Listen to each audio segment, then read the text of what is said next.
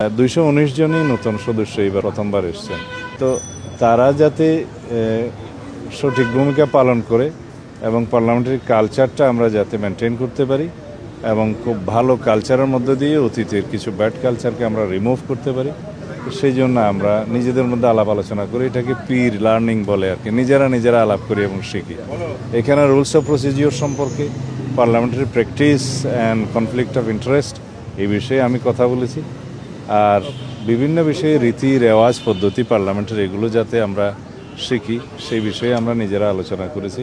বিশেষ করে constitution, rules of procedure, customs convention of the house এগুলো নিয়ে আলাপ হয়েছে এবং তার সাথে পৃথিবীর বিভিন্ন পার্লামেন্টের যে সমস্ত পার্লামেন্টের রেফারেন্স আমরা দিয়ে থাকি, হাউস অফ কমন্স এবং বিভিন্ন দেশ যারা স্ট্রং গণতন্ত্রের চর্চা করে থাকে সেই সমস্ত দেশের পার্লামেন্টারি প্র্যাকটিসের উপর আমরা কথা বলেছি। রেফারেন্স বুক আমরা দিয়েছি, বাংলাদেশেও অনেক কিছু রেফারেন্স বুক আছে সেগুলোর কথা বলেছি।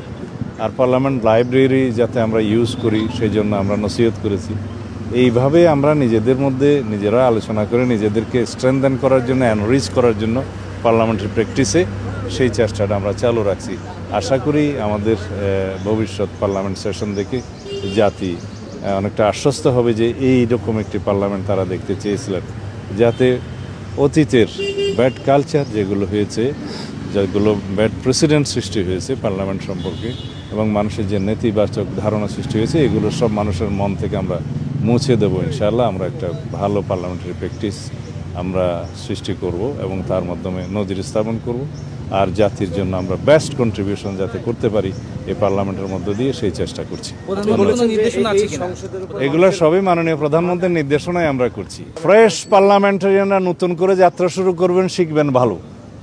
তাদের ভিতরে কোনো প্রিকনসিভড আইডিয়া না থাকলে ভালো মতো লার্নিংটা হয়। এটাই আমরা, যেমন একটা ফ্রেশ বেবি তার মায়ের পেট থেকে জন্মগ্রহণ করার পরের থেকে ফ্রেশ কালচার শিখে, সেইভাবে আমরা নবীন পার্লামেন্টারিয়ানদেরকে প্রস্তুত করার চেষ্টা করছি।